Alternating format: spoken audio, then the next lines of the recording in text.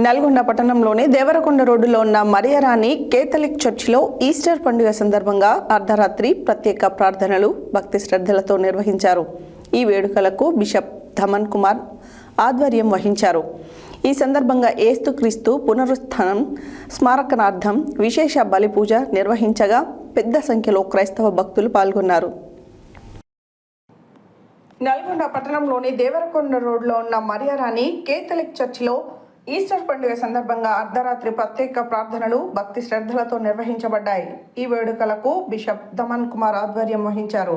ఈ సందర్భంగా యేసుక్రీస్తు పునరుత్థానం స్మరణార్థం విశేష బలి పూజ నిర్వహించారు.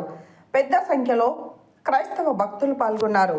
చర్చి ప్రాంగణం దీపాలతో అలంకరణలతో వెల్లుందుతూ ఆధ్యాత్మిక వాతావరణాన్ని సంతరించుకుంది. ప్రార్థనల్లో పాల్గొన్న భక్తులు శాంతి, సౌభ్రాతృత్వం, ప్రేమ విలువలను పాటించాలని బిషప్ తన సందేశంలో పిలుపుచ్చారు.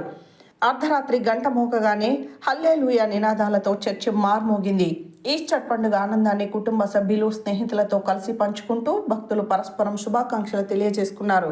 మొత్తంగా ఈస్టర్ వేడుకలు నల్గొండలో ఆధ్యాత్మిక ఉత్సాహంతో శాంతియుత వాతావరణంలో ఘనంగా జరిగాయి.